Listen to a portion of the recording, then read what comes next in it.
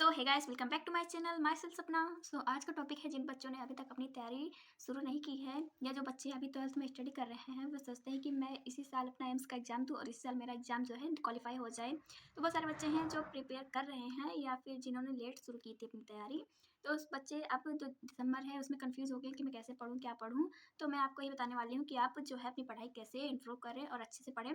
जो मेरे हम लोग के पास 150 दिन है पूरे, 150 डेज़। तो उसको हम कैसे एनालाइज़ करके अच्छे से पढ़ें ताकि हमारा जो एम्स का एग्ज़ाम है वो क्वालिफाई हो जाए।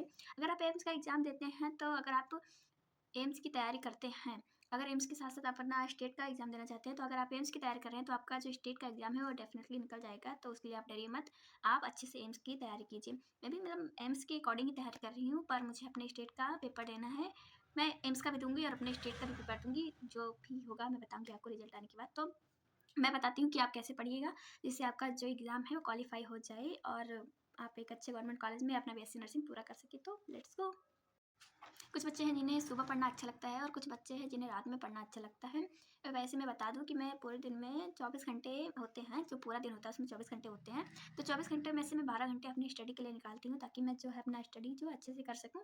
12 घंटे में से मैं पढ़ती हूँ, जो 12 घंटे होते हैं उसमें मैं पढ़ती हूँ और थोड़ा बहुत रेस्ट लेके मैं पढ़ती हूँ, क्योंकि जो 12 घंटे उसको मैं पूरा एनालाइज़ करती हूँ ताकि मेरा जो एम्स है निकल सके। मुझे 24 घंटे बहुत होते हैं एक दिन में, लेकिन कुछ बच्चे हैं जिनको 24 घंटे भी कम पड़ जाते हैं। तो वो पता नहीं अपना टाइम मैनेज नहीं कर पाते या फिर क्या बात है, लेकिन कुछ बच्चे हैं जो अपना टाइम मैनेजमेंट अच्छे से नहीं कर पाते और जो मैं बड़े एम्स एग्ज़ाम निकाल लूँगा 12th के बाद।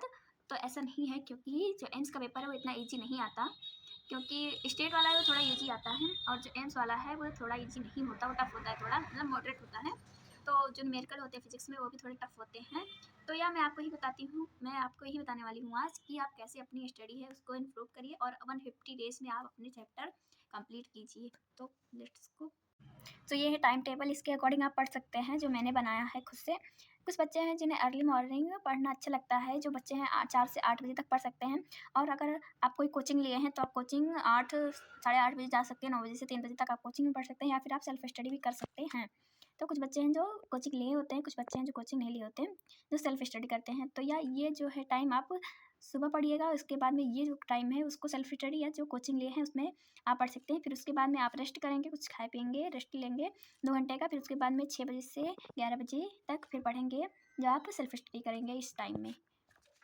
और कुछ बच्चे हैं जो लेट नाइट तक स्टडी करते हैं, जैसे वो 8 बजे रात को बैठते हैं और सुबह 3 बजे से 4 बजे तक पढ़ते हैं।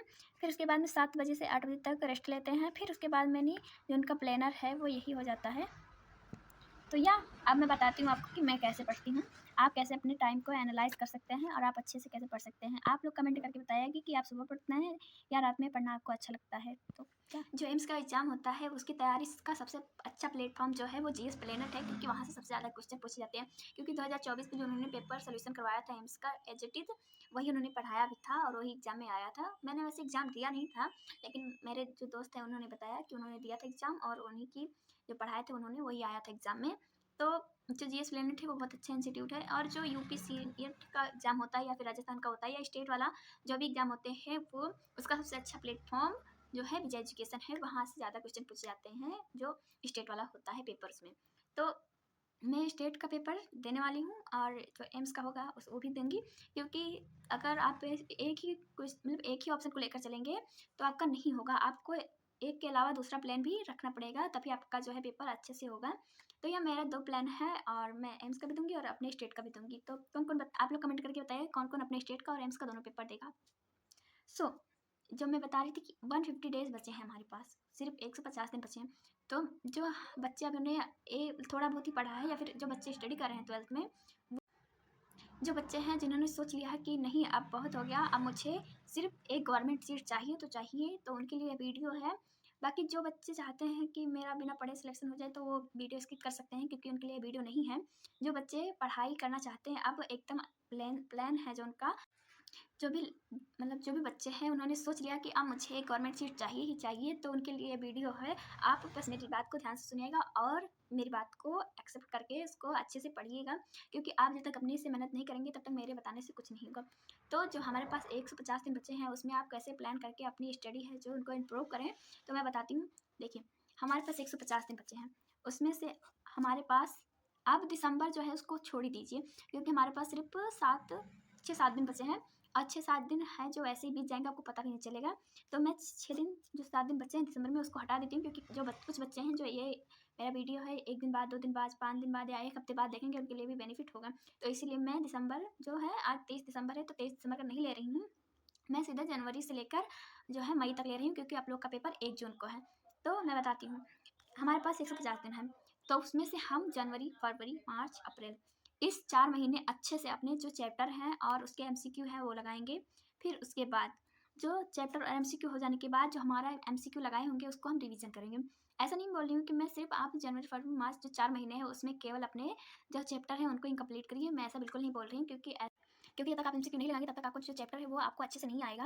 एमसीक्यू लगाने से बहुत ही बेनिफिट होता है, और जो पीवाईक्यू है उससे भी आपको पता चलता है कि आगे जो आने वाले पेपर हैं वो कैसे होंगे। तो या मैं चैप्टर के साथ साथ एमसीक्यू और पीवाईक्यू भी लगाना बहुत जरूरी है। आपको 4 महीने में दोनों काम करने हैं, और जीएस प्लेनेट का आपको बैच लेना है तो ले सकते हैं, क्योंकि 22 दिसंबर से उसमें जो है टेस्ट शुरू हो गए हैं और मैंने भी लिया बैच, और मैं दिखाती हूँ कि जो टेस्ट होते हैं वो कैसे होते हैं। जो टेस्ट होते हैं, जो पेपर हुआ था उसमें डीपीपी डाले थे सर, उसमें 25 क्वेश्चन थे, तो मैंने अटेम्प्ट किया था, लेकिन मैं दिखा नहीं सकती क्योंकि अभी फ़ोन मतलब एक ही है मेरे पास, तो कैमरा नहीं दिखा सकती मैं। तो या 4 महीने तक आप अपने जो चैप्टर है अच्छे से कंप्लीट करिए। मैंने एक लिस्ट बना दी है जिसमें इंपॉर्टेंट चैप्टर है जिससे सबसे ज़्यादा क्वेश्चन पूछे जाते हैं, और आप उन चैप्टर को सबसे पहले कीजिएगा, फिर उसके बाद में उसके एमसीक्यू और पीवाईक्यू लगाइएगा, और उसके बाद में जो हमारे पास 1 महीने बचेंगे मई में, उसमें हम केवल रिवीजन करेंगे। मैं आपको बताती रहूँगी कि आप कैसे रिवीजन करिएगा, मैं भी जैसे रिवीजन करती हूँ मैं भी आपको बताती रहूँगी कि मैं कैसे रिवीजन करती हूँ। मेरे साथ साथ आप भी पढ़िए, क्योंकि मैं चाहती हूँ कि जो बच्चे हैं जो बच्चे 12th के बाद अपना करियर मेडिकल लाइफ में बनाना चाहते हैं, वो उनके लिए सबसे अच्छा जो है बीएससी नर्सिंग है। बहुत ही अच्छा कोर्स है, एम्स में सबसे अच्छा कोर्स बीएससी नर्सिंग है। जो एमबीबीएस वाले, एमबीबीएस थोड़ा अच्छा कोर्स है, मैं नहीं बोल रही कि अच्छा कोर्स नहीं है, लेकिन जो बीएससी नर्सिंग है वो 4 साल करने के बाद आपकी नौकरी पक्की हो जाती है गवर्नमेंट कॉलेज में। तो या मैं बस यही बताना चाहती हूँ कि आप अच्छे से पढ़िए और अच्छे से अपने जो चैप्टर हैं उनको रिवीजन कीजिए, और पीवाईक्यू एमसीक्यू लगाइए, ताकि आपका जो मतलब एम्स का पेपर है वो अच्छे से निकल जाए। तो आपको मेरी वीडियो कैसे लगी आप कमेंट करके बताइएगा, और अच्छे से पढ़िए। Thanks for watching, bye bye.